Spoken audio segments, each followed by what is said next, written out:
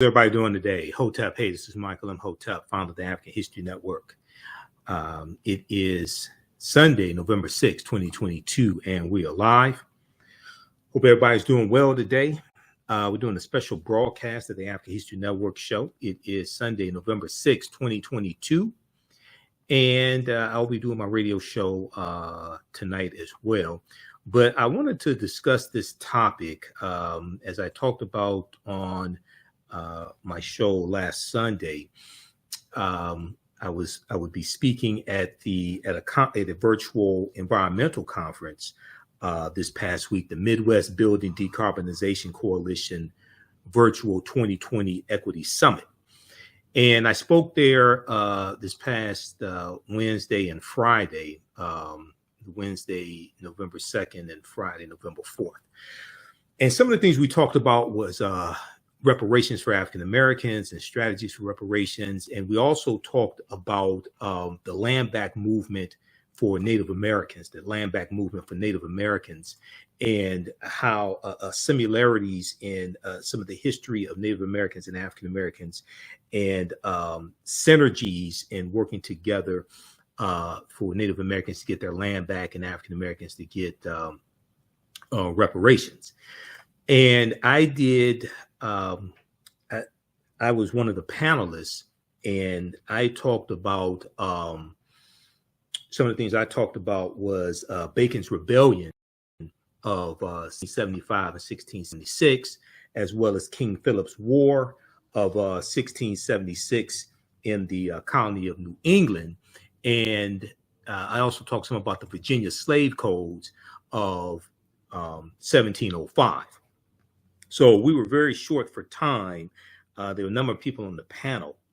So I said I would do a special broadcast because I spent a lot of time putting together the slides for my portion of the presentation. So I'll do a special broadcast and share this information with you. Also, I'll give you some information about classes taking place this week. Well, Monday, November 2nd, and Thursday, November 10th. Ancient Kemet, the Moors, and the Ma'afa, understanding the transatlantic slave trade, what they didn't teach you in school, and from the Civil War to the Civil Rights Movement of Black Power, 1865 to 1968. Okay. All right. So I want to, Bacon's Rebellion is something that's not talked about a lot. And today we'll deal with the idea of the origin of race. We'll talk about the Virginia slave codes of 1705. We'll deal with the fact that the African Moors were exempt from the Virginia slave codes. Okay. But not Negroes. And also we'll talk about the petition of the free sundry Moors of South Carolina in 1790, because all this history is connected. And Bacon's Rebellion, in the aftermath of Bacon's Rebellion, puts us on the trajectory of where we are today and dealing with racism. Okay. All right. So I want to go to my PowerPoint presentation here. Let me go to this here just a second. All right, so how many people are familiar with Bacon's Rebellion? Named Bacon, who was a Virginia plantation owner. Okay, so at the same time, King Philip's War is taking place in the colony of New England, and we'll talk about King Philip's War also. At the same time, this is taking place in the colony of New England. You have what's known as Bacon's Rebellion taking place in the colony of Virginia. Okay, now Bacon's Rebellion, it takes place in 1676, and this was the last major uprising of enslaved Africans and white indentured servants in colonial Virginia. In colonial Virginia, one consequence of the failed rebellion was the intensification of African slavery and the social separation of Africans and whites in Virginia, of Africans and whites in Virginia. So blackpast.org has a good article dealing with Bacon's Rebellion. There were a number of different sources that I looked at for this information. Also, there's a good article at history.com as well. Okay, so Bacon's Rebellion was triggered when a grab for Native American lands was denied. Now, the origins of Bacon's Rebellion rested with the conquest of the Powhatan Native American Indian Confederation, 1644 to 1646, and the Confederation's lands being distributed to the English planter class, Despite their defeat, Indians or Native Americans formerly associated with the Confederation continued squatting on these lands, which caused the Virginia colonists to engage in warfare against them. Okay, now the military and political situation was made more complicated by the presence of African slaves who, along with white indentured servants, produced the colony's main crop, which was tobacco. So this is before cotton became king. Okay, cotton largely becomes king after 1794, after Eli Whitney invents the cotton gin. Okay, and this the cotton gin greatly reduces the cost of producing cotton. It was a device that efficiently removed the seeds out of cotton. Okay, then in 1803 you had the Louisiana Purchase, and the U.S. gets 828,000 square miles of land for less than 3 cents an acre from France. And this is going to double the territory of the U.S. at the time. Okay, it's going to double the territory. And this gives more fertile land for crops to be grown, and is going to increase the need for enslaved African labor also. Okay, this is a result of the Louisiana Purchase of 1803. All right, now, so at this time, 1676, tobacco is the main cash crop that is being grown. All right, now, planters looked down upon the African slaves, indentured servants, and landless freemen, both white and African or black, whom they called the Giddy Multitude, Giddy, during the decades of the 1650s and 1660s.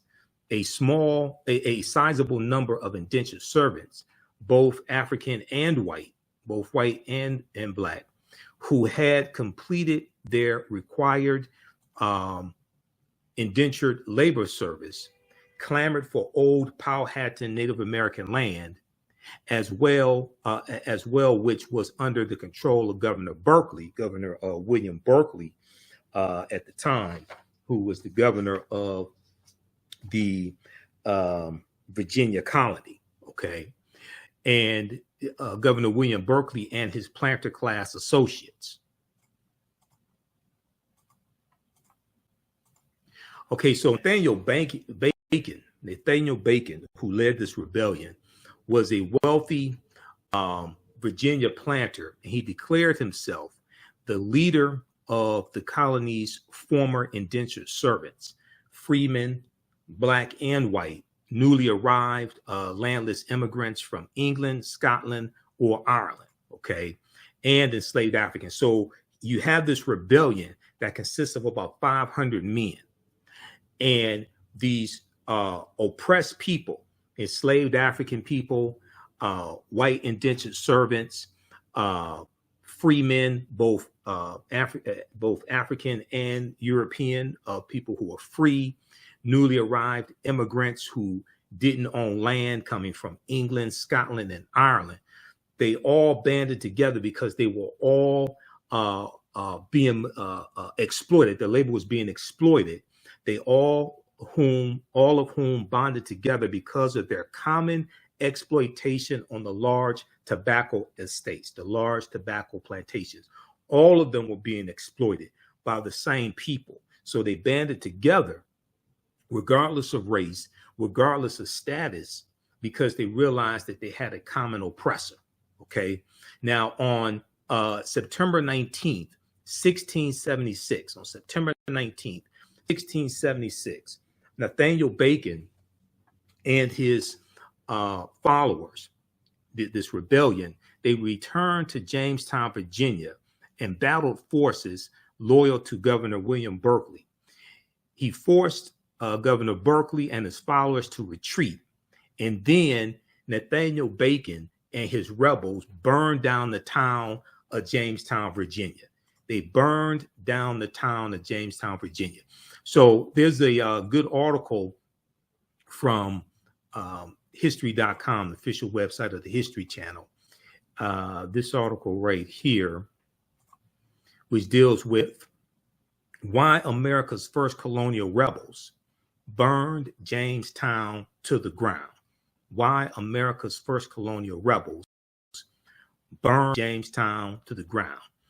Bacon's rebellion was triggered when a grab for Native American lands was denied. Okay. And it deals with this history that is a very pivotal time in history.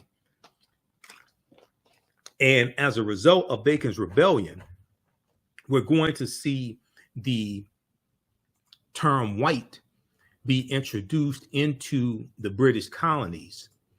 And it's going to have a devastating effect. It's going to have a devastating impact. Okay. So check out this article here dealing with Bacon's rebellion also. Poor farmers have been hit hard by falling tobacco prices, and many of the borders of the colony's frontier wanted to expand westward. There, they faced threats from Native Americans intent on protecting their ancestral lands.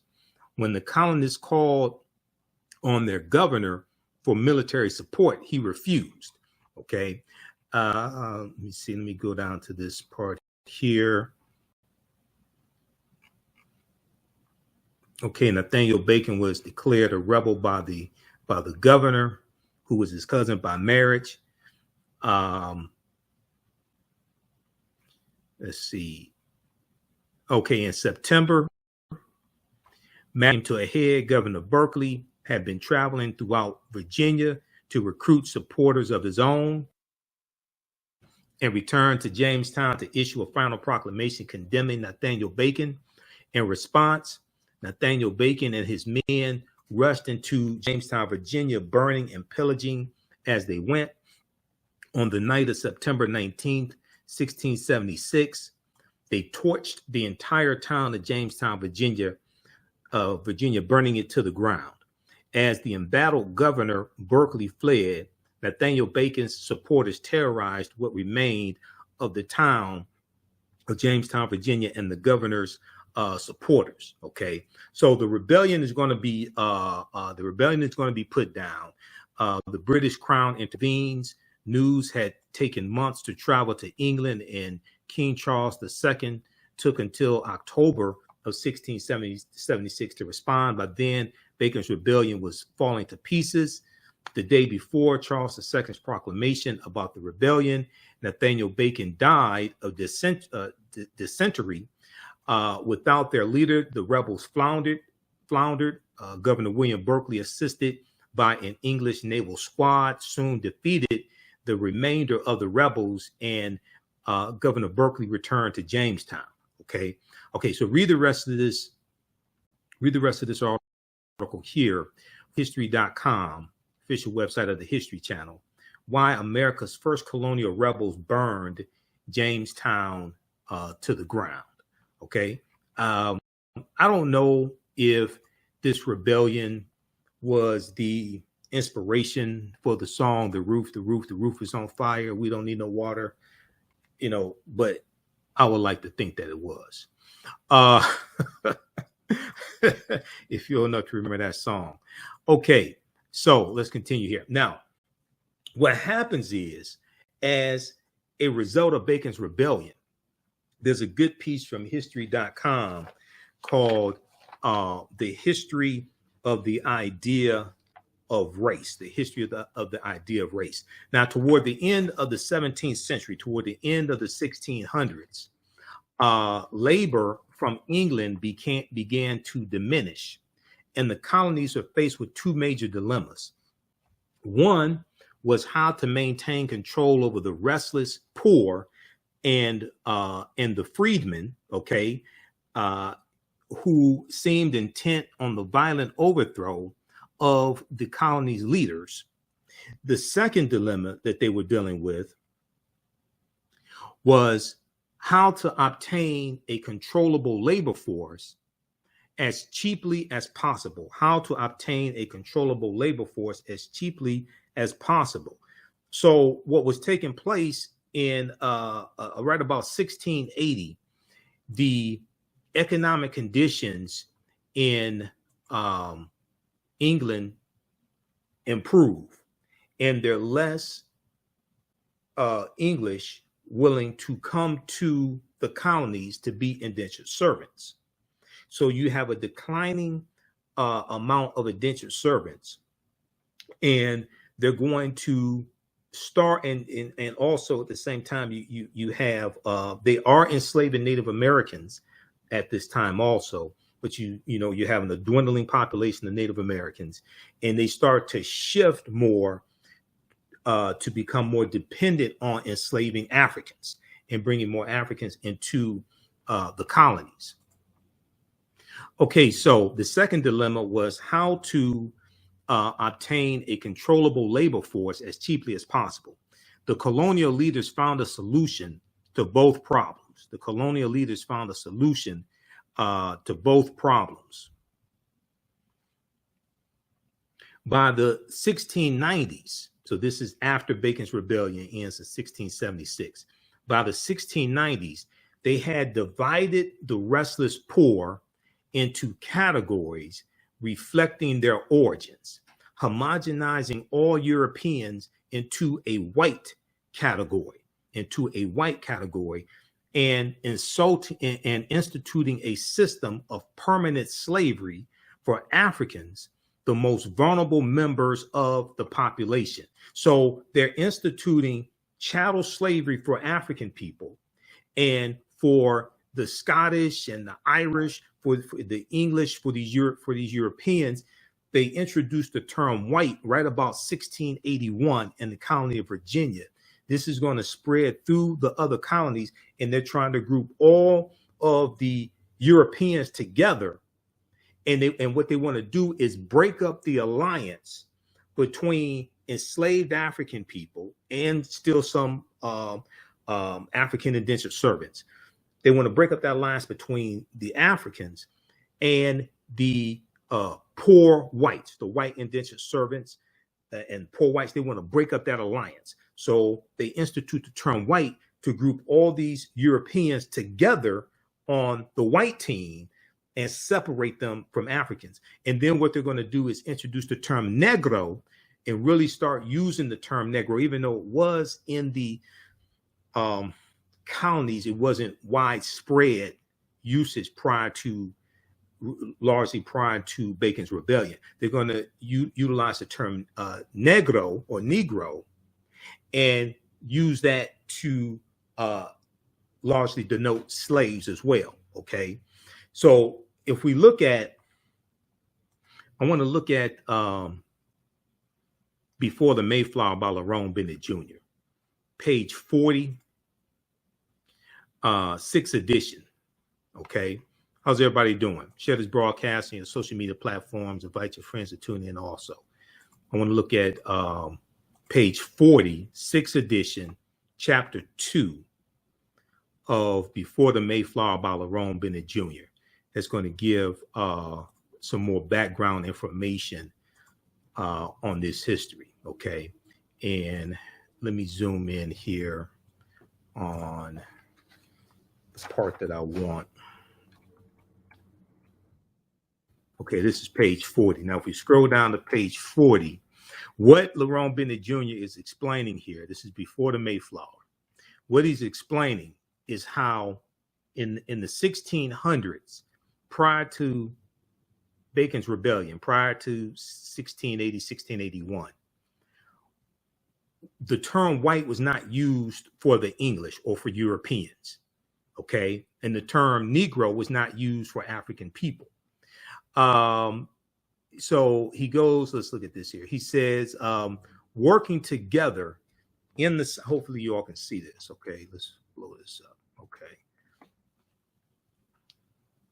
Working together in the same fields, sharing the same huts, the same situation, and the same grievances. The first Black and white Americans, aristocrats accepted,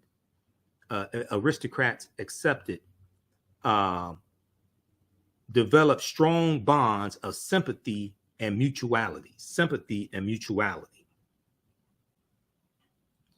They ran away together, played together, and revolted together.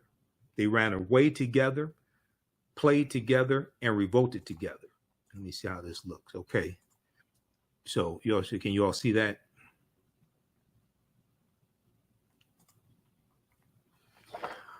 They ran away together, played together, and revolted together. They made it. Let's see. There we go. They made it and married, siring a sizable mixed population. So you had it. So the mistake that people make is they think that when those 20 and odd Africans on the White Lion pirate ship, August 20th, 1619, are exchanged for food and water supplies, they think a system of slavery and racism already existed in the British colonies, and it did not. Codified slave laws didn't exist in the British colonies. At the 13 British colonies, codified slave laws didn't exist at that time. Okay. This is what's taking place. The term Negro was not largely being used at this point in time. In the process, the Black and white servants, the majority of the colonial population, created a racial wonderland. Okay. In the process, the Black and white servants, the majority of the colonial population, created a racial wonderland that seems somehow un-American in its lack of obsession about race and color. There was, to be sure, prejudice then, but it was largely English class prejudice, which was distributed without regard to race, creed, or color. There were also, needless to say, prejudiced individuals in the colony, and this is the fundamental difference between prejudice and racism. Their personal quirks and obsessions were not focused and directed by the organized will of a community. So you may have individuals that have their obsessions, their quirks, their biases, but it's not codified in the law, and it doesn't impact how the entire community acts towards these African people.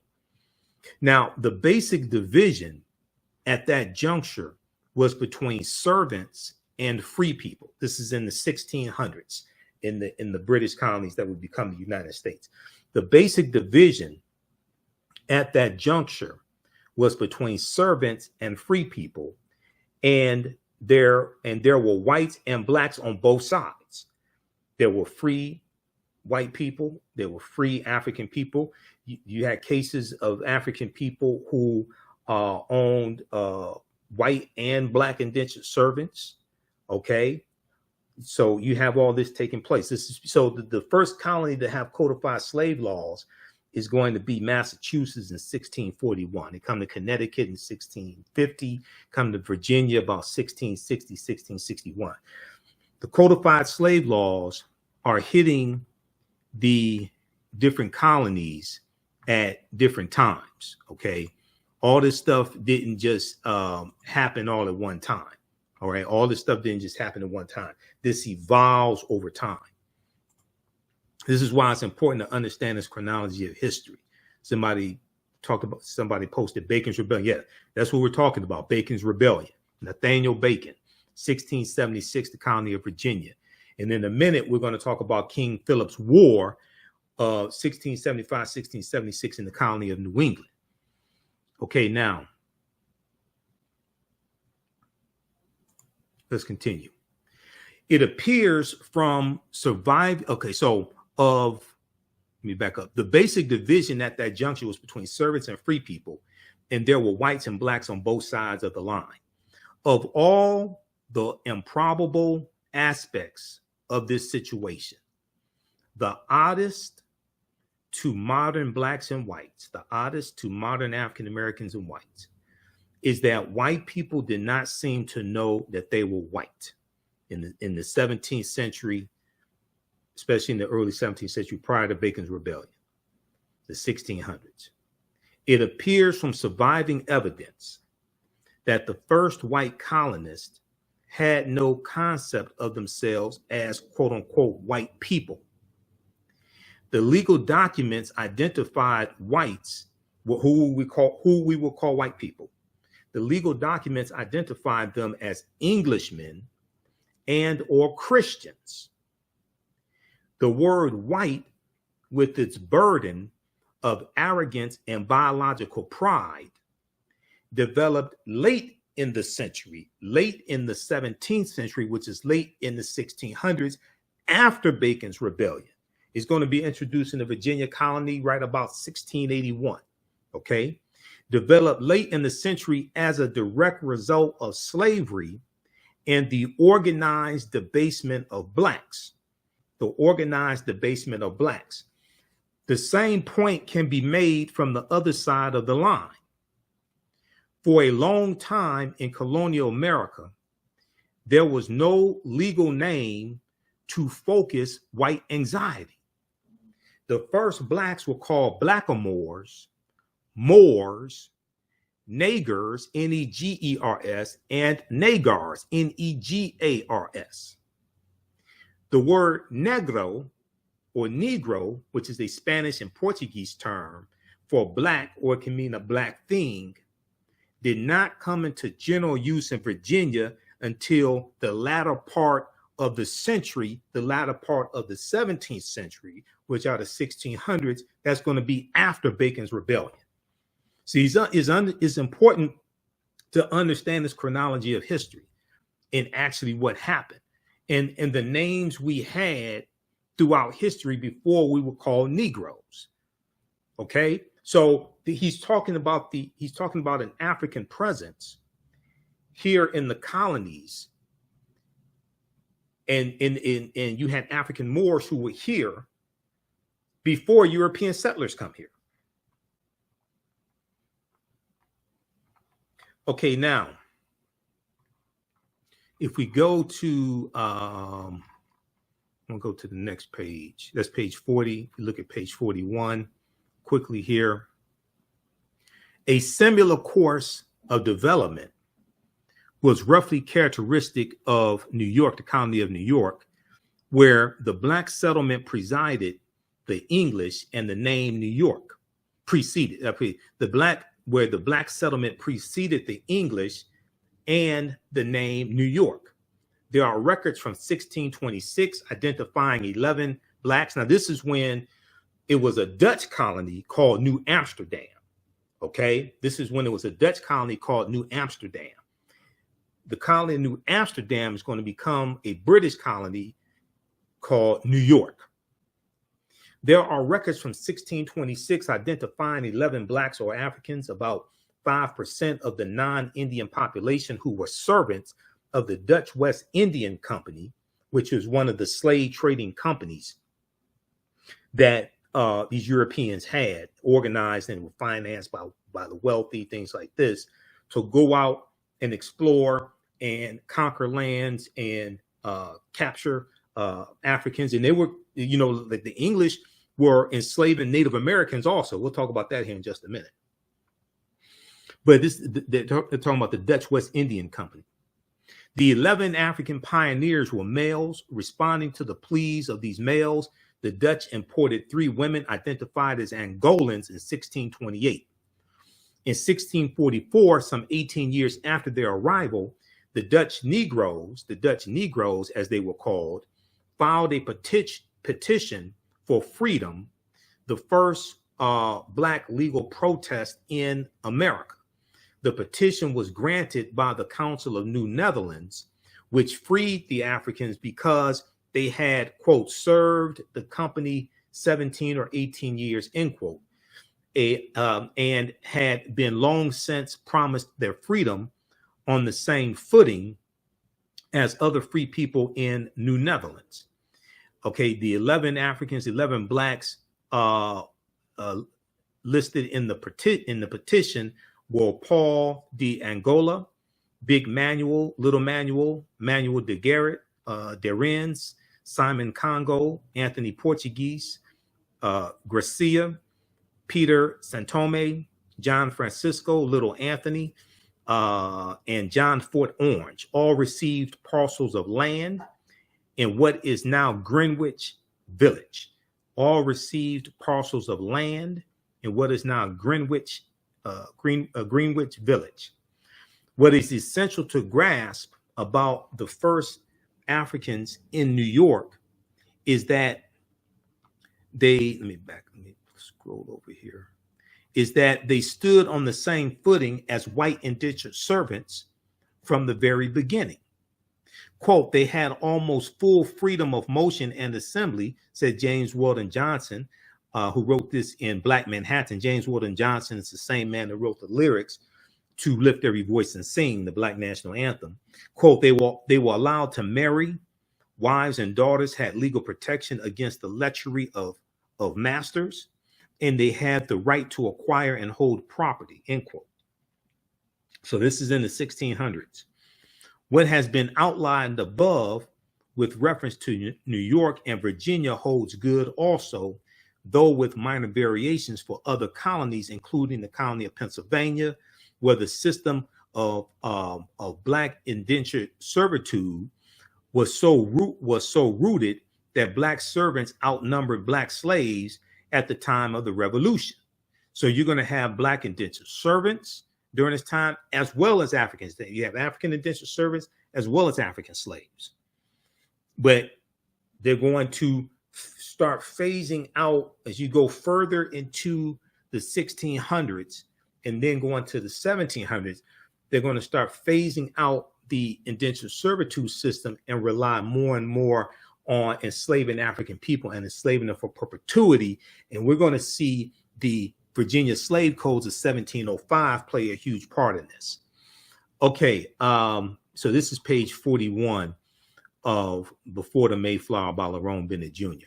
Okay, now I want to go to, I'm going to go back to a PowerPoint presentation here, because when I spoke at Midwest Building Decarbonization Virtual 2022 Equity Summit on Wednesday, March 2nd and Friday, March 4th. Wednesday, November 2nd, and then and Friday, November 4th. I didn't have a lot of time I spent a lot of time putting together these slides. So putting together this information, doing the research, I did not have a lot of time to get through the information, but the people were blown away by what I shared with them. Okay, now, let me go back to this here. Where am I?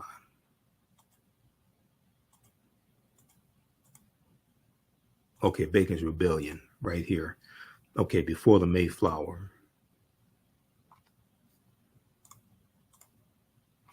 Okay, so back to Bacon's Rebellion. Now, in the aftermath, how Bacon's Rebellion planted the seeds of race-based slavery. How Bacon's Rebellion planted the seeds of race-based slavery. In the aftermath of Bacon's Rebellion, white planters reacted with alarm to the anger they had seen among the Black Virginians who had joined Bacon's Rebellion. Quote, the planters had not been able to control this rowdy labor force of servants and slaves, said historian Ira Berlin. He told this to PBS.org, Public Broadcasting System, PBS.org. But soon after Bacon's Rebellion, they increasingly distinguished between people of African descent and people of European descent. They enact laws which say that people of African descent are hereditary slaves. So this is chattel slavery. This is a consequence of Bacon's rebellion. Okay. Now there is there's an article from PBS.org, and I have a few articles here, so just bear with me. There's one dealing with the Virginia slave codes of 1705. Okay. And if we look at this here, because I have a lot of information on that. And when we look at the Virginia slave codes, we're going to see who is exempt from them. Let me pull this up from pbs.org. Okay. Let's look at this. All right, how's everybody doing? How y'all like this type of information? Give us a thumbs up, give us a heart, give us a like on this broadcast. Share this on your social media platforms. Be sure to visit our website, theafricanhistorynetwork.com, theafricanhistorynetwork.com. You can register also for the online history classes that I teach. This week, the classes are going to be on Monday and Thursday, because I'm in Washington, D.C. on Tuesday.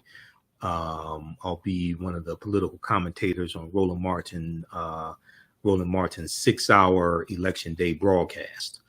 Be sure to visit our website, theafricanhistorynetwork.com, theafricanhistorynetwork.com, and register for our 12-week online course, Ancient Kemet, the Moors, and the Ma'afa, Understanding the Transatlantic Slave Trade, what they didn't teach you in school.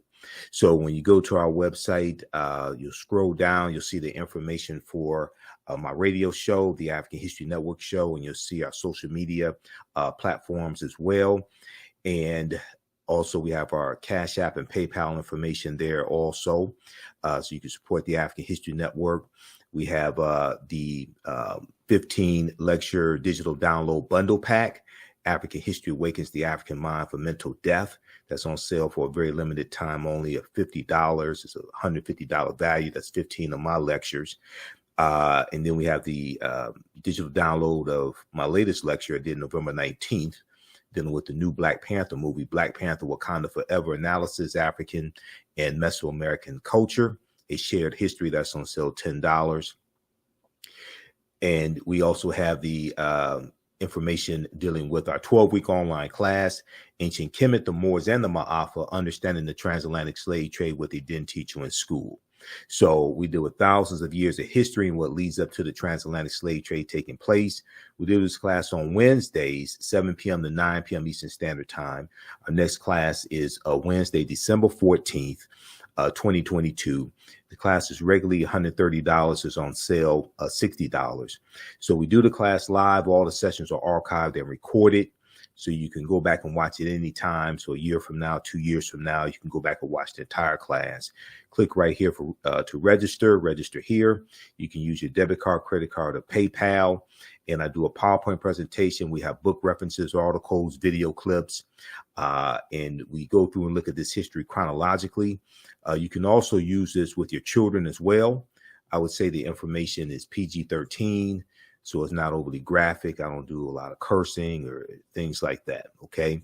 And then on Tuesdays, I teach from the Civil War to the Civil Rights Movement and Black Power, 1865 to 1968, okay? Our next class is Tuesday, December 13th, 7 p.m. to 9 p.m. Eastern Standard Time. Same format for this class as well. And it's on sale $60, regularly $130.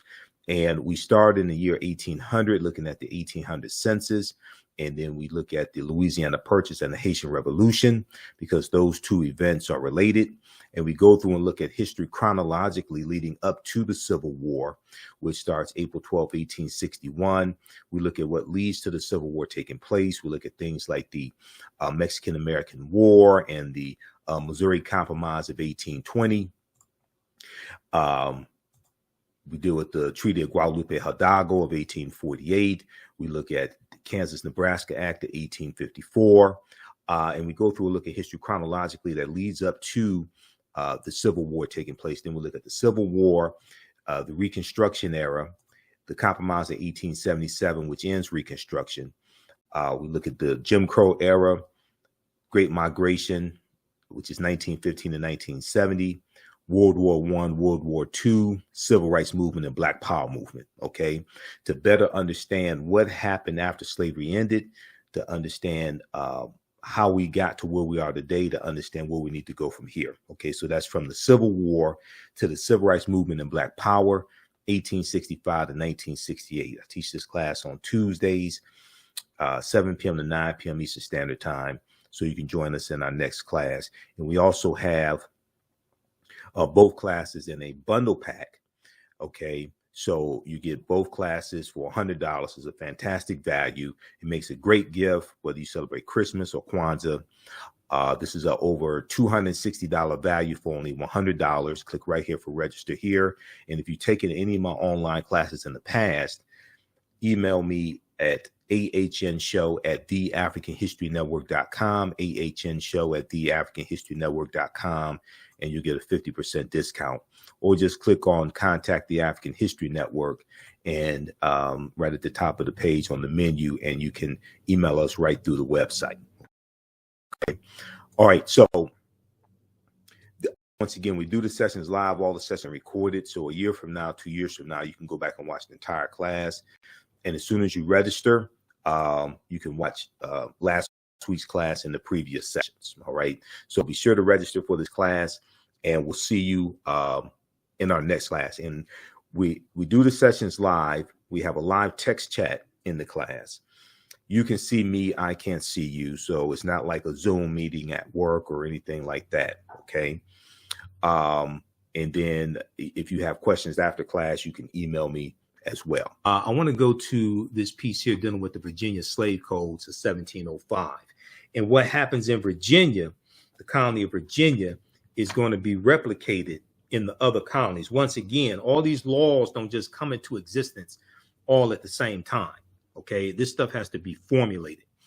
Okay, so this is from PBS.org, Public Broadcasting System, in their series Africans in America, Africans in America.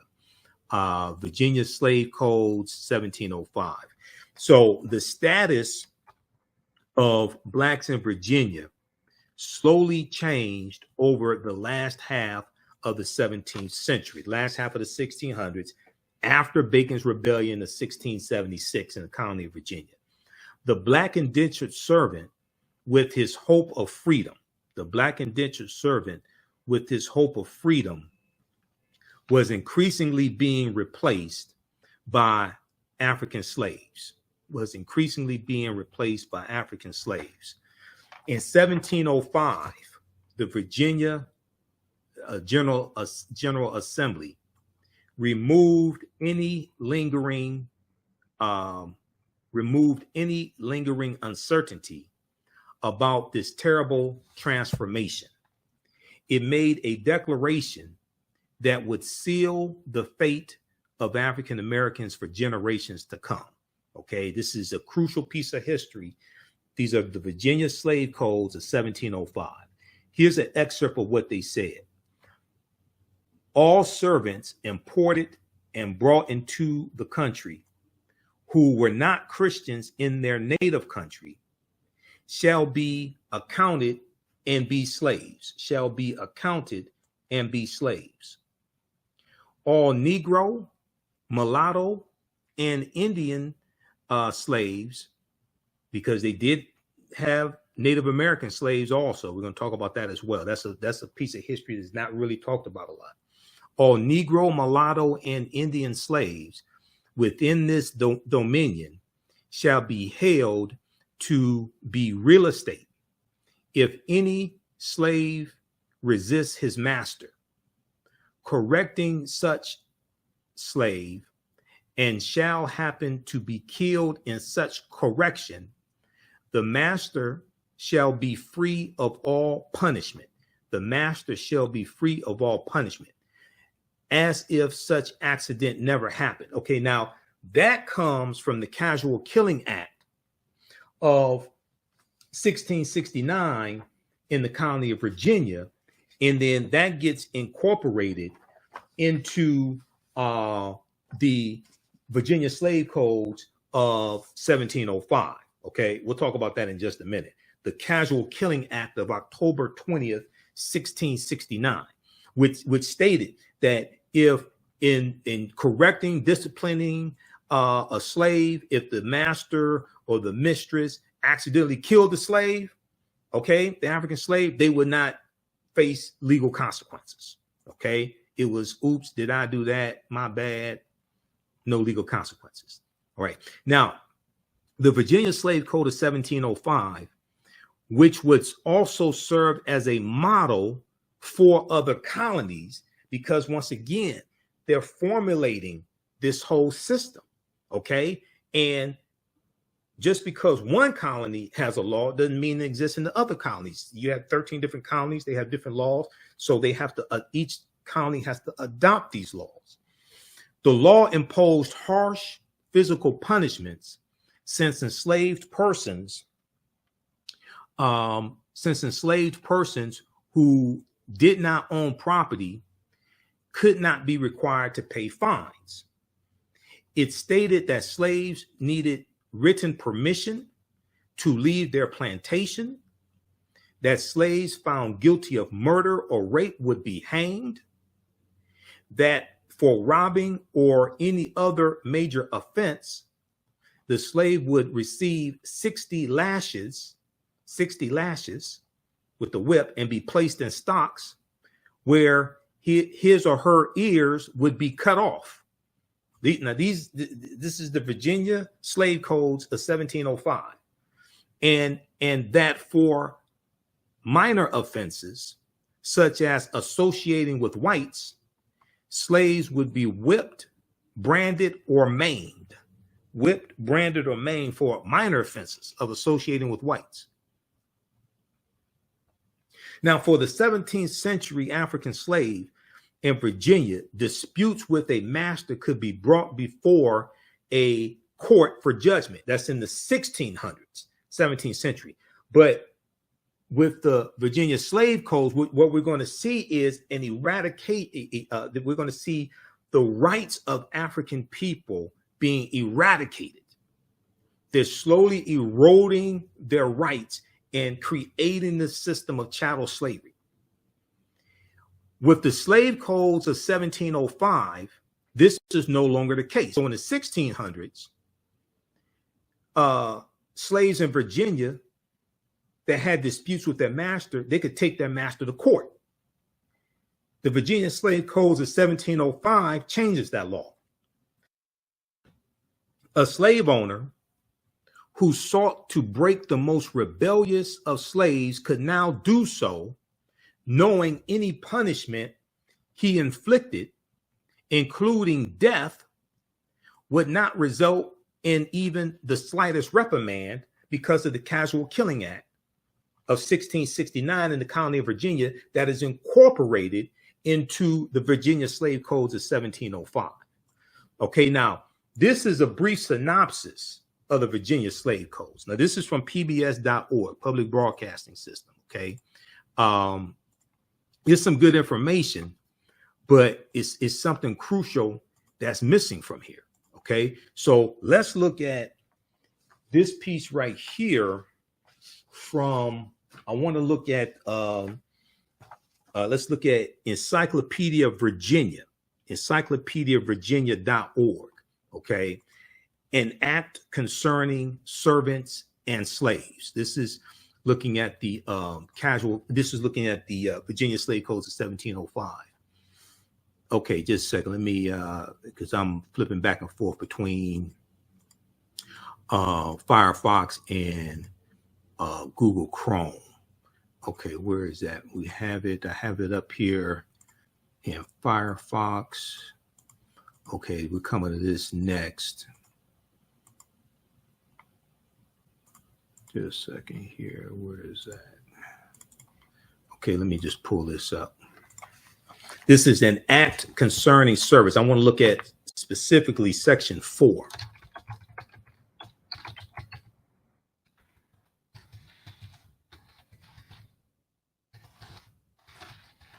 An act concerning servants and slaves.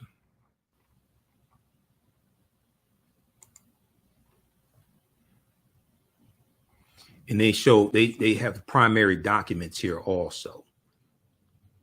Okay, stand by. Okay, this is what I want right here. Oh no, that's not it. Hold on. Okay, let me go to the screen right here. Okay, an act concerning servants and slaves, 1705. Encyclopedia Virginia. This is encyclopediavirginia.org. Okay, so they have the primary documents here from the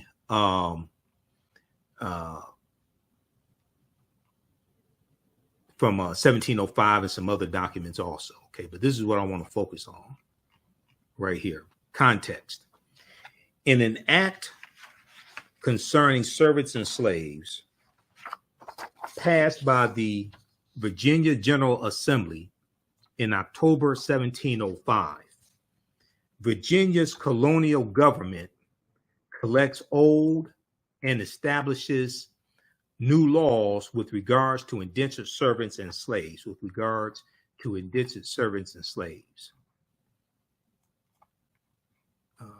What happened here?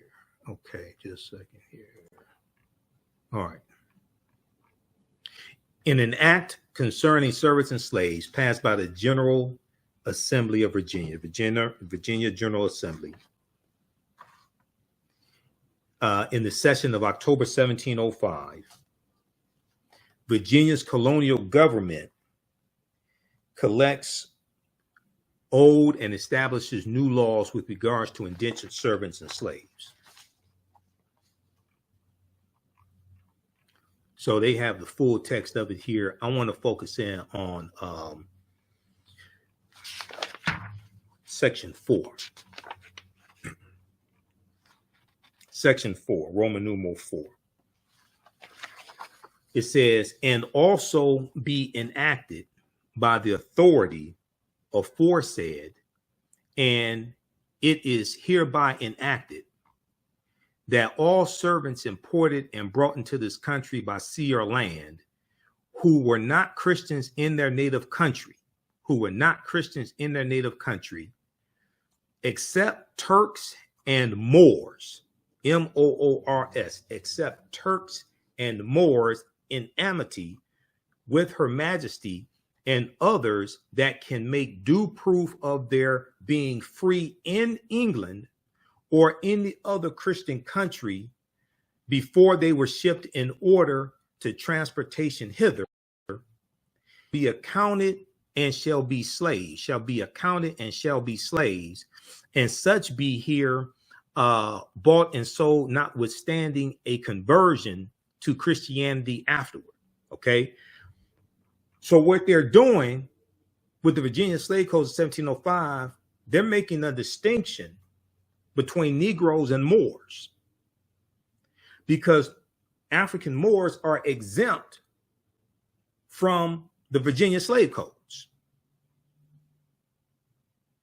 See, this is why. So in the piece that I showed you from pbs.org, they don't show you like the full Virginia slave codes. But when you go look at the full Virginia slave codes, it shows in section 4, it shows that in Virginia, and they're going to start doing this in other colonies. This is after Bacon's Rebellion of 1676. They start using the term Negro for slaves, and the term Moor, as I showed you on page 40 in Before the Mayflower by Lerone Bennett Jr., 6th edition, chapter 2, that was already being used, but now they're making a distinction between Negroes and Moors, and a distinction in how they're treated.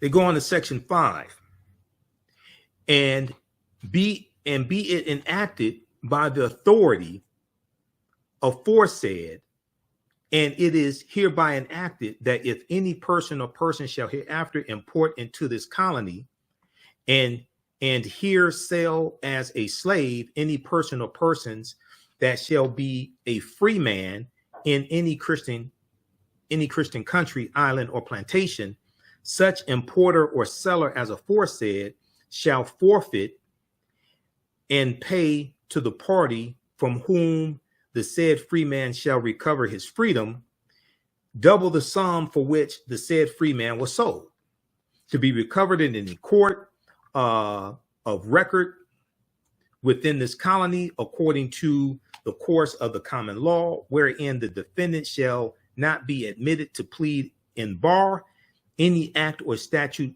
for limitation of actions. Okay. Provided always, Section 6, that a slave's being in England shall not be sufficient to discharge him of his slavery without other proof of his being manumitted there. Okay. So they're saying you have to have proof that you were freed in England. Otherwise, you can still be a slave here in the Virginia colony. All right. Okay, so read the rest of this here. This deals with the Virginia slave codes of 1705. It's called An Act Concerning Servants and Slaves, 1705. This is at Encyclopedia Virginia, but they make a distinction in the Virginia slave codes between Negroes and Moors. All right, now I want to look at, okay, we did that, PBS, we did this one. Okay, now I want to look at this right here. We can look at, just a second here. We've got, okay, let's look at this Talking Points memo. There's an article from Talking Points memo that deals with this as well. If this 1780s Southern politician fought Islamophobia, we can too.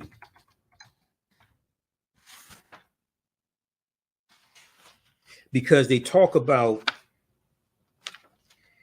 the Moore Sundry Act of 1790 here, which I've talked about before, and they talk about the Treaty of Peace and Friendship. So let's look at this here.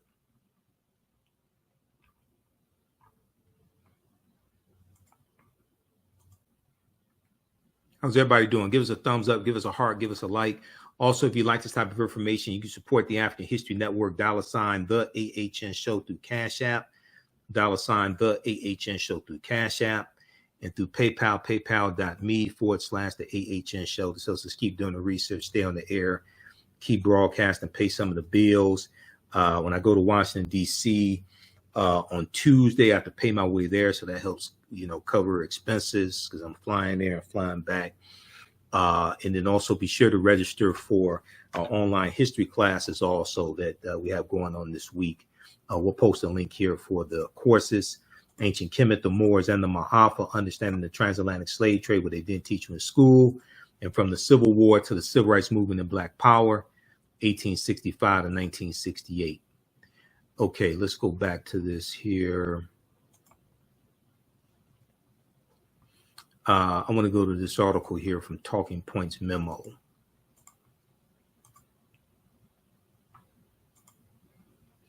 If this 1780s Southern politician fought Islamophobia, we can too.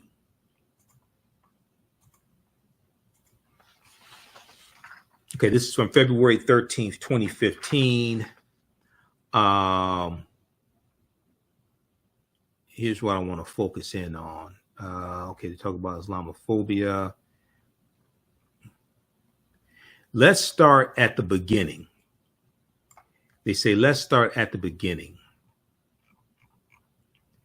By the time of the American Revolution, which is 1775 to 1783, a sizable Moroccan community known as Moors, in the language of the era, ERA, had developed in and around Charleston, South Carolina.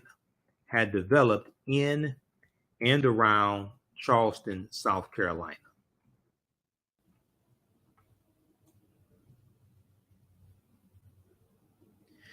Some of the community's members were likely former slaves. but many others had chosen to immigrate from Morocco, North Africa, with which the U.S. had a so-called Treaty of Friendship. Okay, the Treaty of Peace and Friendship. Morocco indeed was the first African nation to recognize the United States during the American Revolution. Worried about being denied rights due to South Carolina's system of slavery, a group of Muslim Americans petitioned the state's courts requesting that they be recognized as white, A tribunal of judges led by prominent South Carolinian Charles Pinckney agreed with their petition, and the state legislature passed the Moors Sundry Act of 1790, designating this Moroccan Muslim American community white for purposes of the law. Okay, so this is the petition of the Free Sundry Moors of South Carolina, 1790, who did not want to, they wanted to make sure if for some reason they had to go to court, if they had to deal with legal issues, they wanted to make sure that they were not held to the standards of the Negro Act of 1740 in South Carolina. The Negro Act of 1740 in South Carolina, the colony of South Carolina, was put in place because as a result of what's known as the Stono Rebellion of 1739 in South Carolina. Okay, so once again we see a distinction that's being made as this whole system is being formulated. We see a distinction being made between Negroes who are enslaved and Moors. It's let's see here. See, the impact of the Stono Rebellion. Let me see. And there's an article from alt.com on the Stono Rebellion. And also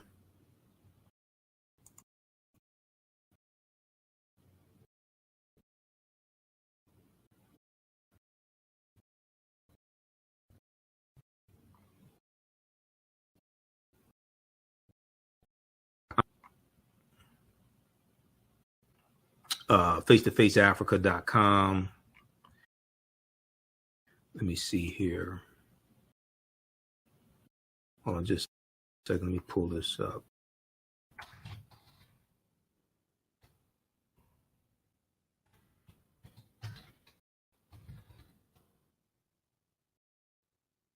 Okay, if we look at pbs.org, if we look at this on pbs.org, in just a second, let me refresh the screen here. This is acting up. Stand by.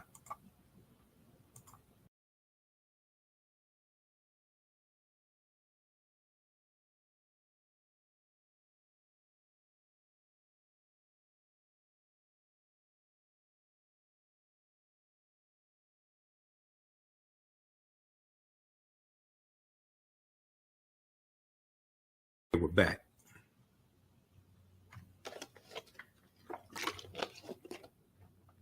All right.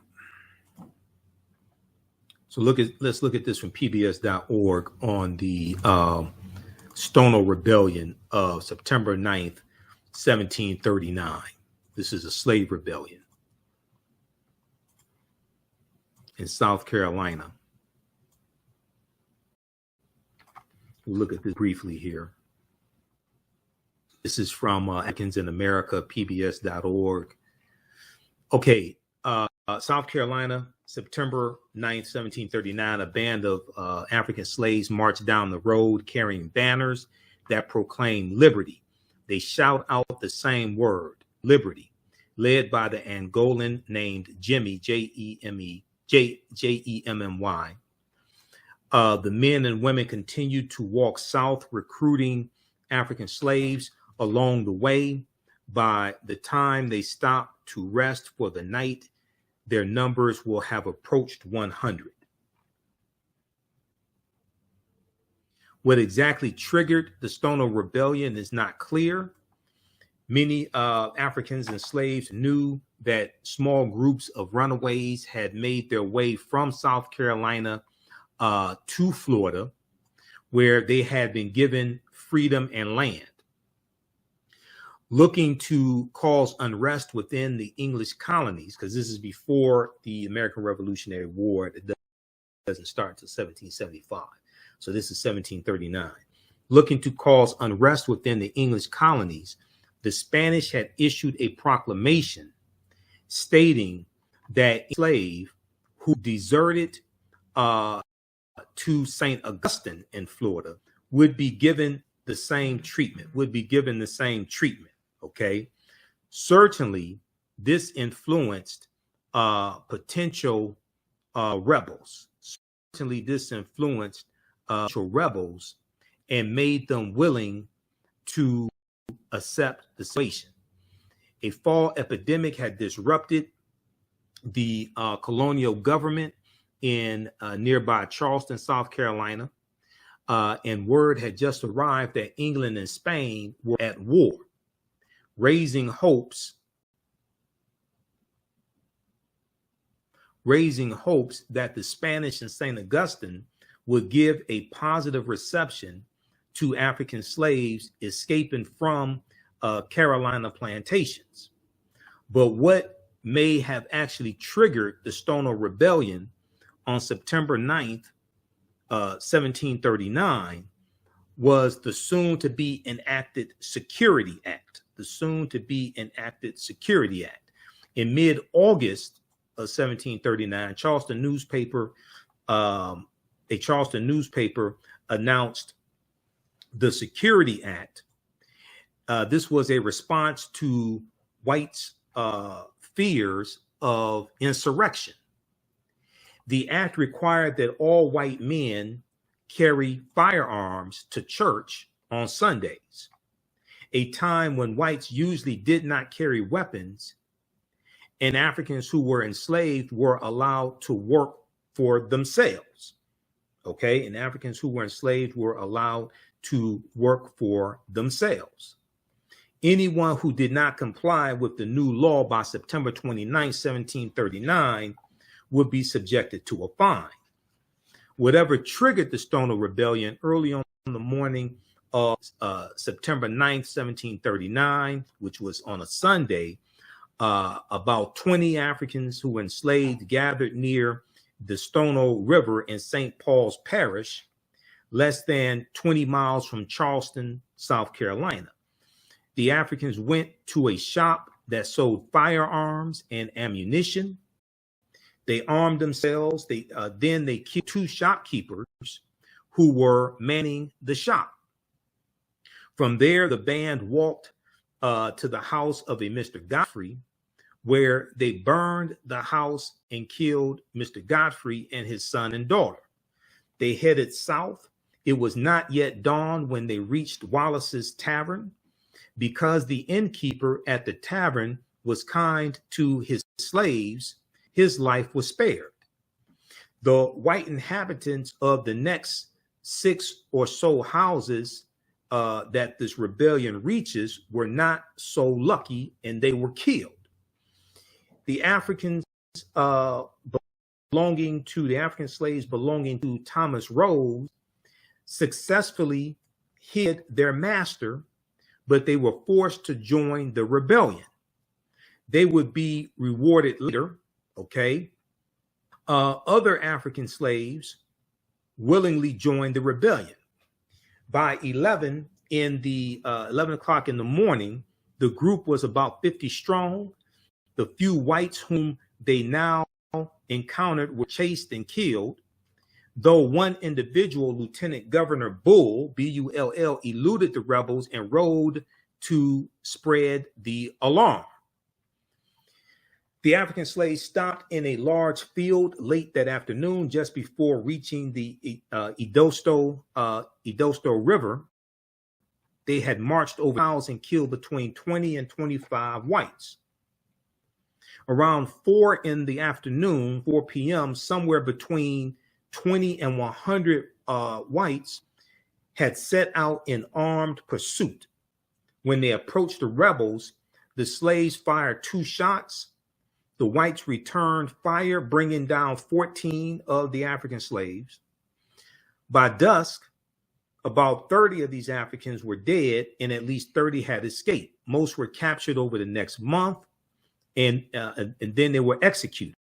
The rest were captured over the following 6 months, all except one who remained a fugitive for 3 years. Uncomfortable with the increasing numbers of Africans for some time, the white colonists in the colony of South Carolina had been working on a Negro Act that would limit the privileges of African slaves. This act was quickly finalized and approved after the Stono Rebellion. So the Negro Act goes into effect in 1740, the year after the Stono Rebellion. No longer would African slaves be allowed to grow their own food, which they could prior to the Stono Rebellion, because as I explained to people, different colonies had different laws. Okay, a lot of let me put it like this. A lot of our concept of what slavery was is homogenized, and we think it was like the same in all the colonies. And this history evolves, and you have an erosion of their rights over time. And we see this erosion increasing in the early 1700s. And also you have an erosion of the rights of free African Americans as well, because free African Americans could vote in the 1600s going into the early 1700s in different colonies. And those different colonies start phasing that out. They start phasing out the ability of free African people to own land. Okay, now Moors were exempt from this. Okay, so the way we, like I said before, people think August 20th, 1619, those Africans on the White Lion pirate ship just step into a system that's already formulated. No, it's not. Codified slave laws didn't even exist in the 13 colonies. Chattel slavery didn't exist in the 13 colonies. No longer would African slaves be allowed to grow their own food, assemble in groups, earn their own money, which they could various ways prior to the Stono Rebellion, or learn to read, okay? Because even though we have the concept that it was illegal for slaves to learn to read and write during slavery, in some colonies prior to, in the 1600s, they could.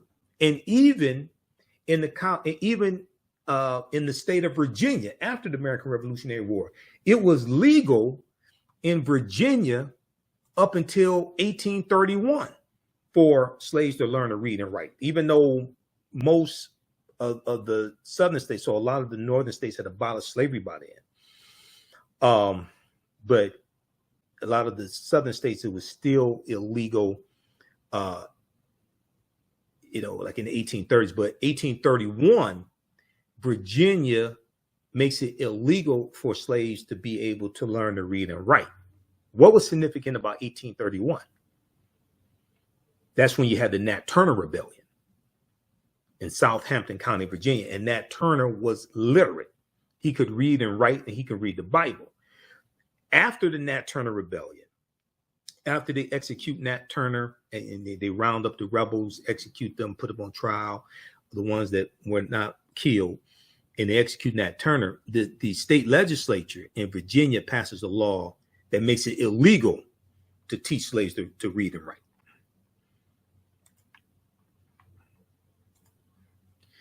Okay, so no longer would African slaves be allowed to grow their own food, assemble in groups, earn their own money, or learn to read. Some of these restrictions had been in effect before the Negro Act, but had not been strictly enforced. Okay, so now the Negro Act of 1740 was the result of the Stoner Rebellion of 1739 in South Carolina. So when you have the petition of the free sundry Moors in 1790, they want clarification, and they want to make sure that they are not held to the standard of the Negro Act of 1740. Okay, and the South Carolina State Legislature passes the Moor Sundry Act of 1790 in South Carolina, designating this Moroccan Muslim American community white for purposes of law. So they had all the rights that people classified as white had. They could sit on juries, they could carry guns, they could vote. They had all the rights that white people had. That law was as complicated as race in American history has always been. It allowed members of this community to be counted more fully for state population and federal representation purposes, because the first census is taken in 1790, as the census was created by the U.S. Constitution. So the first census is taken in 1790. It also gave the Muslim Americans the opportunity to vote, serve on juries, and to gain and enjoy the benefits of citizenship, even as Black Americans or African Americans were largely denied those rights, because they're making a separation between Negroes and Moors, and they're doing this with the laws. Okay, they're making a separation between Negroes and Moors, whereas we go back to page 40 of Lerone Bennett Jr.'s Before the Mayflower, chapter 2, 6th edition. Okay, if we go back to that, he lays out how early on, and when Europeans got here, largely speaking, the Africans weren't referred to as Negroes. The first Blacks were called Blackamoors, Moors, Negers, Negers, and Negars, Negars. The word negro or negro, which is Spanish and Portuguese for black, or it could also mean a black thing, a Spanish and Portuguese term for black, did not come into general use in Virginia until the latter part of the 17th century, after Bacon's Rebellion of 1676. So this is why you have to look at this history chronologically. This is why a lot of these cookie cutter, a lot of these cookie cutter approaches to understanding slavery and the history of slavery in this country and the history laws in this country are not applicable, because that's not how it happened. That's why you have to understand the chronology of how all of this evolved. Okay, now let's go back to the article from Talking Points Memo.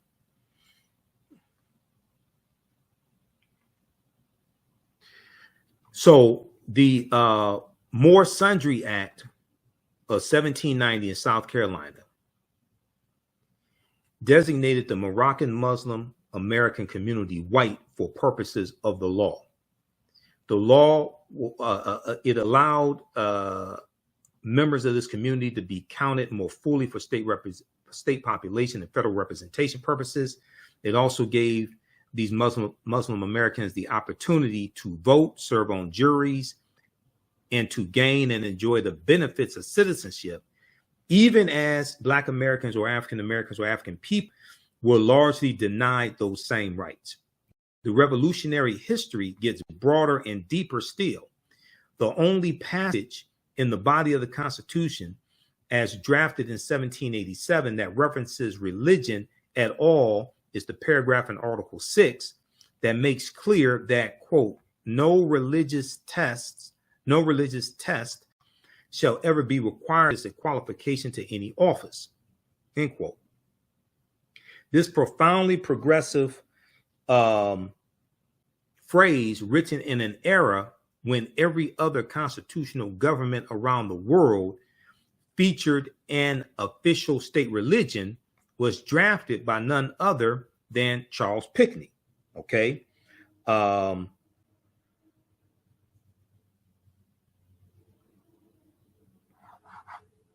Pinckney of South Carolina. After the Constitution was drafted, Charles Pinckney was tasked with taking it before the South Carolina state legislature for the state's ratification debate.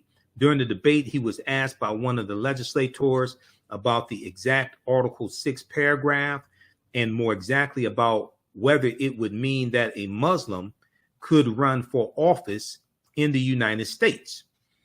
Charles Pinckney's answer was, yes, it does, and I hope to live to see it happen. Yes, it does, and I hope to live to see it happen. His words are inspiring and a challenge to those who say they believe in inclusion today.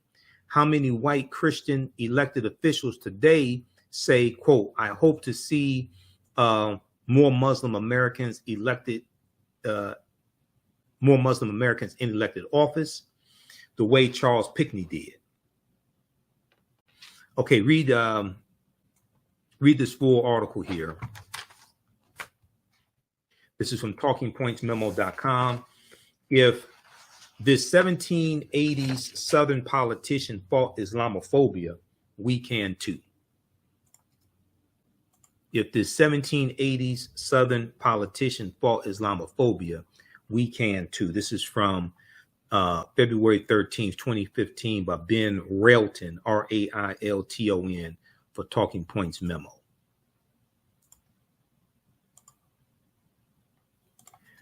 All right. Now, I got a couple more things and I have to get out of here. Okay, so we did that. We did an act concerning servants and slaves. Okay, let me go back to the PowerPoint presentation. Okay, give us a thumbs up, give us a heart, give us a like on this broadcast.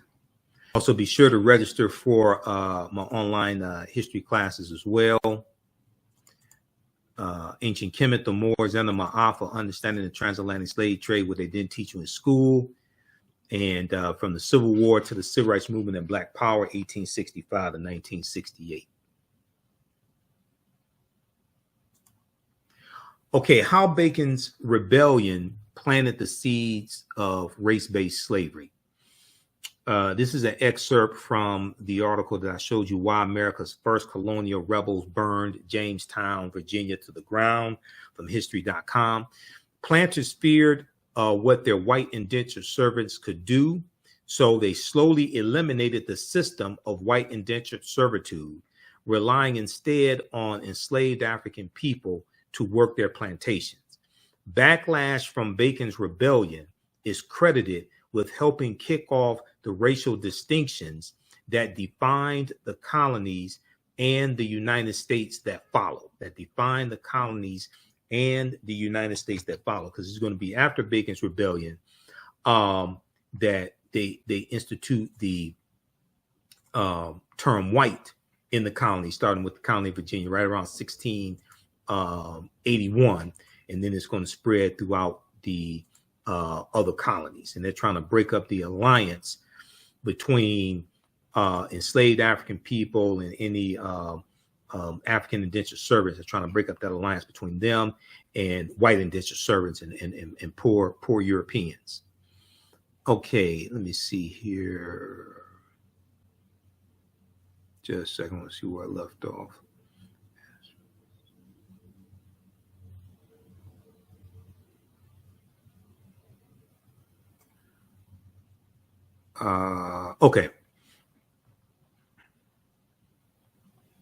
Okay, so you can read the rest of that. And this is also part of it here. In the aftermath of the rebellion, white planters reacted with alarm to the anger they had seen among the Black Virginians who had joined Bacon's rebellion. Quote, the planters had not been able to control this rowdy labor force of servants and slaves, historian Ira Berlin told PBS.org. Quote, but soon after Bacon's rebellion, they increasingly distinguished between people of African descent and people of European descent. They enact laws which say that people of African descent are hereditary slaves, end quote. They institute the Virginia Slave Codes of 1705, which then are adopted by versions of that are adopted by the other colonies. Okay. There was this good article here from the New York Times, and I talked about this when I spoke at the virtual environmental summit this past week. Black Native American and fighting for recognition in Indian country. Black Native American and fighting for recognition in Indian country. And this talks about a man named Ron Graham, whose ancestors are known as Creek freedmen. His ancestors were owned by the Creek Indians, because the Choctaw, Creek, Cherokee, and Seminole Indians all owned African slaves. And they were among the thousands of African Americans who were once enslaved by tribal members in the South and who immigrated to Oklahoma when their tribes were forced off their homelands and marched west in the 1830s. That's on the Trail of Tears. Okay, and they all go out west into Oklahoma, and about a third of the people on the Trail of Tears were African slaves, because the Choctaw, Chickasaw, Creek, Cherokee, and Seminole Indians all own African slaves. And Tulsa, Oklahoma is going to be founded by Creek Indians around 1834. Okay, I have actually a 2.5-hour lecture that I've done dealing with the history of Black Wall Street and Tulsa, Oklahoma, all of that. So that's available at our website. This one here, Black Wall Street from Destruction to the Resurrection of Economic Empowerment. Okay, this one right here. We have it on DVD at our website, theafricanhistorynetwork.com, thehistorynetwork.com, as well as other lectures there from my online. So,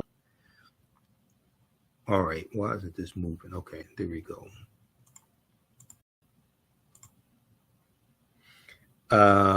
This piece here, let's see here, where we're in the PowerPoint.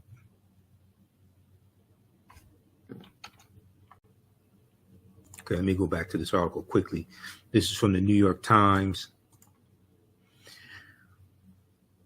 Okay, in the treaty signed after the Civil War, which is 1861, 1865, they won freedom. These Africans who were slaves of these, what are known as the 5 civilized tribes of Native Americans, they won freedom and were promised tribal citizenship and an equal stake in the tribe's lands and fortunes.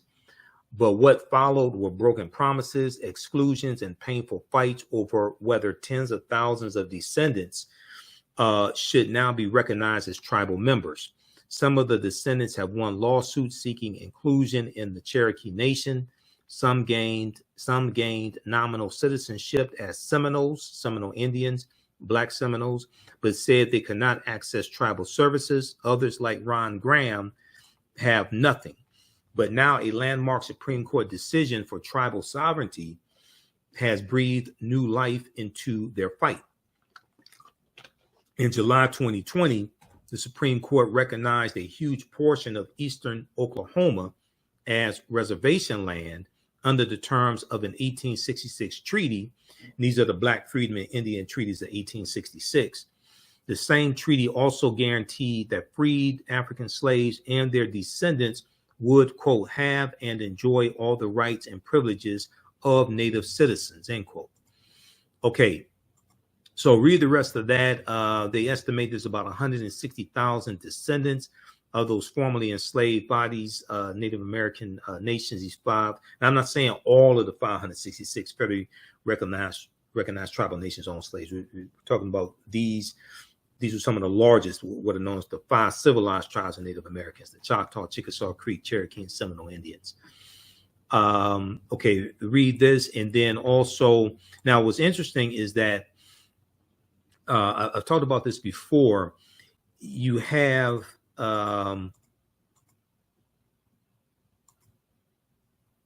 well, number one, a lot of the early African American landowners in Tulsa, Oklahoma, got land from these Indian treaties and the Dawes Allotment Act of 1887. Read this article here: 9 entrepreneurs who helped build Tulsa's Black Wall Street.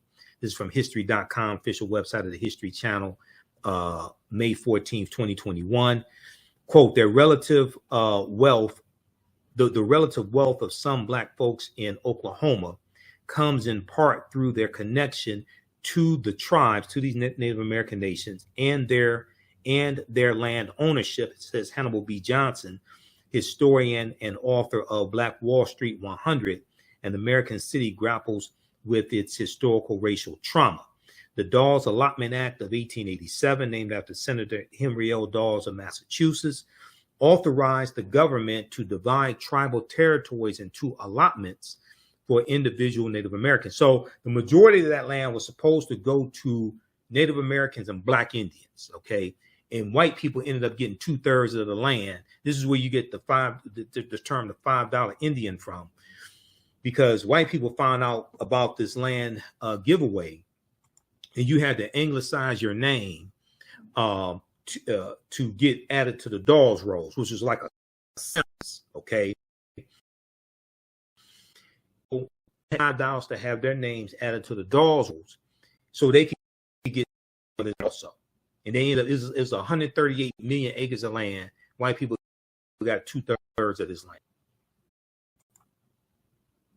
Okay, so the Dawes Act 1887 authorized the government to divide tribal territories into allotments for individual Native Americans, which included Black members. As word spread that Indian Territory was a safe place for African Americans to settle, between 1865 and 1920, more than 50 Black townships were founded in Oklahoma, including in Tulsa, Oklahoma. Okay, so read this article here from Hannibal B. Johnson. I read Hannibal B. Johnson's first book on Black Wall Street, which is this one right here, Black Wall Street from Riot to Renaissance in Tulsa's historic Greenwood District. So this is one of my sources for my lecture, my 2.5-hour lecture dealing with the history of Black Wall Street and the origins of Tulsa, Oklahoma also. And I deal with a timeline of history leading up to the attack June 1st, 1921 as well. Okay, there was the Casual Killing Act of 1669. You can check this out.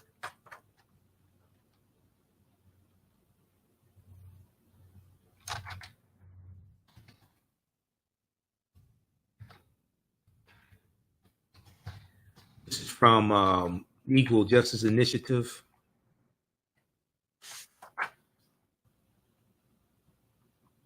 Brian Stevenson's organization. October 20th, 1669, Colonial Virginia.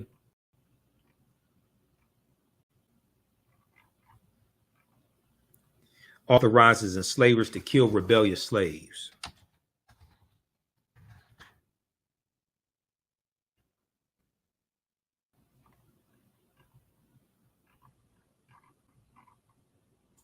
Hold on. Colonial Virginia authorizes enslavers. Okay,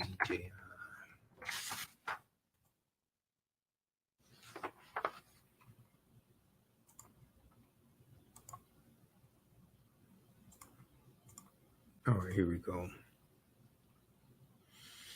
October 20th, 1669, Colonial Virginia authorizes enslavers to kill rebellious slaves.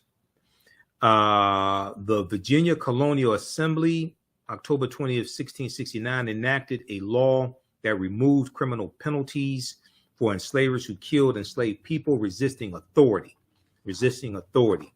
The Assembly justified the law on the grounds that the obstinacy of many enslaved people cannot be suppressed by other than violent means, cannot be suppressed than other by violent means.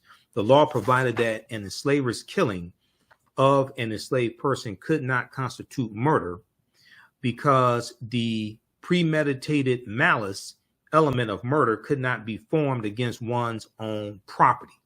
In subsequent years, Virginia continued to reduce legal protections for enslaved people. In 1723, the Assembly removed all penalties for the killing of enslaved people during correction, meaning that an enslaved person could be killed for any offense as minor as picking bad tobacco, as minor as picking bad tobacco. The willful or malicious killing of an enslaved person could constitute murder in theory, but the law excused the killing of an enslaved person if the killing was in any way provoked. In effect, enslavers could kill enslaved people with impunity in colonial era Virginia, and the situation was similar in most other colonial territories. Following the American Revolution, many states created penalties for killing enslaved people, but the loophole permitting the killing of an enslaved person during correction or to prevent resistance remained. As a result, throughout the course of slavery in this country's history, enslavers were rarely punished for killing enslaved people. Okay, so read this here. Colonial Virginia authorizes enslavers to kill rebellious slaves. This is from EJI.org, Equal Justice Initiative.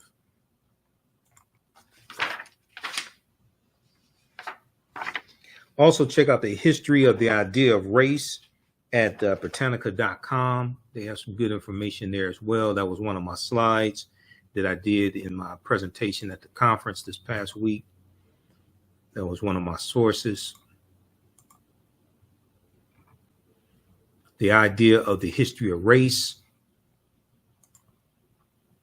from Britannica.com. And probably a new, okay, yeah, they deal with indentured servitude, all of that.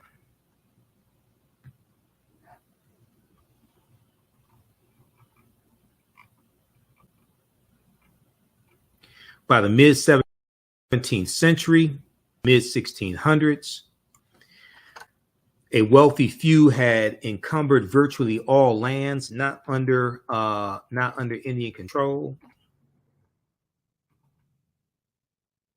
and were attempting to work these lands using indentured servants. The working poor, as those eventually freed from servitude, had little on which to survive, and their dissatisfaction with the inequities of colonial society led to riots and numerous threats of revolt. After 1619, this group of poor servants, including many Africans and their descendants, some of whom had experience in Spanish and Portuguese colonies, where slave labor was widely used. Okay, so read this also. So I don't have time to get deep into that. That was in one of the slides. Okay, now very briefly here, King Philip's War of 1675, 1676 in the colony of New England. This is going on basically at the same time as Bacon's Rebellion. Okay, and this is something that I dealt with because I panel dealing with Native Americans and African Americans at the conference, the Midwest Building Decarbonization Coalition Virtual 2020 Equity Summit. Took place Wednesday, November 2nd through Friday, November 4th. Okay, let me go to this information here dealing with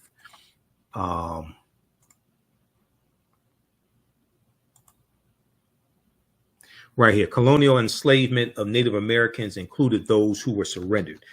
So the history of Native Americans being enslaved is not really talked about a lot. Native American slavery is a piece of history of slavery that has been glossed over, said Linford D. Fisher, Associate Professor of History at Brown University.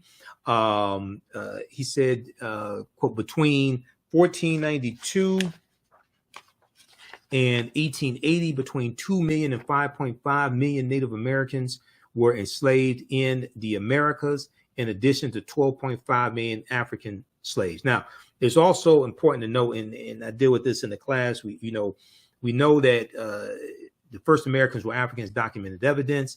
Dr. David Imhotep's book, there was an African presence here going back at least 51,700 years ago. Those were the Khoisan, who come from Southern Africa. We know African Moors were here as well. And also we know that there are going to be groups of Africans that get reclassified as Native Americans when European settlers come here also. Captain John Smith, page 66, 65, 66 of this book, he talks about how Captain John Smith said he was captured by a group of Black Indians in 1607 in Virginia. So you had this African presence here as well, and some of those Africans get reclassified as Native Americans by European settlers. Now, while natives had been forced into slavery and servitude as early as 1636, it was not until King Philip's War that natives were enslaved in large numbers. Associate Professor Linford Fisher wrote in the study. The 1675-1676 war, King Philip's War, pitted Native American leader King Philip, also known as Metacom, Metacom, and his allies against the English colonial settlers. This is in the colony of New England. During the war, New England colonies routinely shipped Native Americans as slaves to Barbados, which we know was a British colony, Barbados, Bermuda, Jamaica. And Jamaica, it starts out as a Spanish colony in 1494, conquered by Columbus, but then becomes a British colony. Barbados, Bermuda, Jamaica, the Azores, Spain, and Tangier in North Africa, Associate Professor of History Linford Fisher said. While Africans who were enslaved did not know where they would be taken, Native Americans understood that they could be sent to Caribbean plantations and face extremely harsh treatment far from their homes and communities, according to the study. Fear of this fate spurred some Native Americans to pledge to fight to the death, while others surrendered, hoping to avoid being sent overseas, the study found. Now, Professor Linford Fisher's study, entitled "Why Shall We Have Peace to Be Made Slaves, Indian Surrenderers During and After King Philip's War." This study appears in the journal Ethnohistory, a volume devoted to scholarship on indigenous slavery in the New World. Native American enslavement was documented in colonial correspondence, shipping records, court cases, town records, colonial government orders, and petitions from colonists to the British government. So this is at brown.edu. This article is from February 15th, 2017. Colonial enslavement of Native Americans included those who surrendered too. So at the same time of King Philip's War was raging in the colony of New England. You had Bacon's Rebellion in the colony of Virginia that I already talked about. All right. So hopefully you learned a lot from this broadcast, this history lesson. This is some of the information that I presented at the environmental conference this past week. And I did not get a chance to, because there were so many people on the panel, they were short on time. The session was only like an hour and 15 minutes. I didn't get a chance to get deep into this information like I was able to get into it today. Okay, be sure, if you like this type of information, give us a thumbs up, give us a heart, give us a like on this broadcast. Be sure to register for my online history classes, okay? This helps support the African History Network. This helps finance the research, helps us stay on the air, keep broadcasting, pay some of the bills, helps when I have to pay the toll, because Tuesday, November 8th, I'll be one of the political commentators for Roland Martin Unfiltered for their 6-hour broadcast, election day broadcast. It's 7 p.m. to 1 a.m. Eastern Standard Time. Okay, we'll have information on our website also, theafricanhistorynetwork.com. But visit our website, theafricanhistorynetwork.com, and you can register for the online history classes I teach. So this week, because I'll be out of town this week, we'll have class on Monday. We'll have class on Monday and Thursday. Thursday is going to be Ancient Kemet, the Moors, and the Ma'afa, understanding the transatlantic slave trade, what they didn't teach you in school. We deal with thousands of years of history and what leads up to the transatlantic slave trade taking place. Some of the slides I showed you, some of those slides are from the class also. That's going to be 7 to 9 p.m. Eastern Standard Time, Thursday, November 10th. Okay, we do the sessions live. All the sessions are archived and recorded. You can watch them on demand anytime. The class is on sale, $80, regularly $130. Click right here, register here to register for the class. And then, and that's going to be a 10-week class. We may do 11 weeks. And the class I teach on this week, this class is going to be on Monday, from the Civil War to the Civil Rights Movement and Black Power, 1865 to 1968. Monday, November 7th, we'll do 6 p.m. to 8 p.m. Normally the classes are Tuesdays and Wednesdays, but this week, since I'm out of town, I have to change the schedule. And we deal with history starting in 1800, and we go through, look at history, what leads to the Civil War taking place, Mexican-American War, 1846, 1848, Missouri Compromise, 1820, Kansas-Nebraska Act, 1854, Civil War, Reconstruction, Great Migration, Jim Crow era, World War I, World War II, Civil Rights Movement, Black Power Movement. Okay, so it's a fantastic class also. And we have a bundle pack. You can register for both classes. This is the best value. Register for both classes for $130. Click right here to register here. And there's bonus content that you get. So it's over $300 value. There's bonus content you're going to get also. You can use this information with your children. I would say the content is PG-13. Okay, you can use this information with your children as well. And if you have any questions, you can email us, ahnshow@theafricanhistorynetwork.com, or email us through the website as well, ahnshow@theafricanhistorynetwork.com. And we also have the information for PayPal and Cash App at our website also. So if you want to support us that way, you can also. This is our official Cash App account, $ the AHN Show, SHOW. When you go to it, it'll say Michael. Okay, these other ones here, and the 5 I've identified a fake African History Network Cash App account. You click right here, it takes you to the barcode, the scan, the QR code, so you can scan that also. All right, and we have the link for PayPal here also. Okay, we have to get out of here.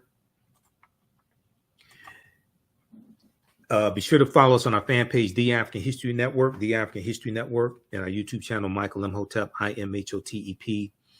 And listen to the African History Network show Sundays, 9 p.m. to 11 p.m. Eastern Standard Time on 9-10 a.m. Superstation WFDF.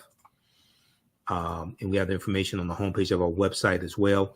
And the land back movement, this is something that we were talking about at the conference. The land back movement, you may have seen commercials for it. This is from landback.org. This is a Native American movement. Land back is a movement that has existed for generations with a long legacy of organizing and sacrifice to get indigenous lands back to indigenous hands, Currently, there are land back battles being fought all across Turtle Island, which is one of the original names for this land we call the United States of America, Turtle Island. Even in The First Americans Were Africans, Documented Evidence, he talks about Dr. David Imhotep talks about Turtle Island, to the north and the south. Okay, currently there are land back battles being fought all across Turtle Island to the north and the south.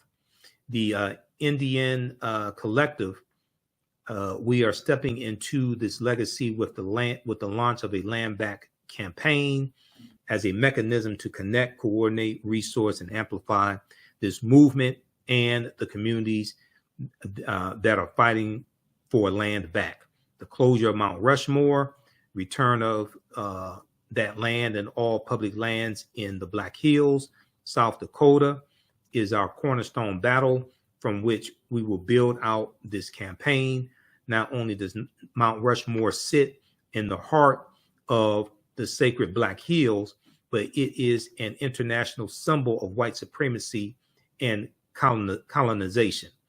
To truly dismantle white supremacy and systems of oppression, we have to go back to the roots, which for us is putting indigenous lands back in indigenous hands. Okay, read the rest of this here. Okay, this is at landback.org. Okay, landback.org. All right, look, I have to get out of here. Remember, right now is correct. Wrong behavior is not over till we win. Wakanda forever. Be sure to register for the classes. We'll see you in class this week, and listen to the African History Network show. Follow us on our YouTube channel, Michael Imhotep, Imhotep. Turn on live notifications so you know when we go live. And follow us on our Facebook fan page, The African History Network, The African History Network. Turn on live notifications so you know when we go live there. Okay? Talk to you next time.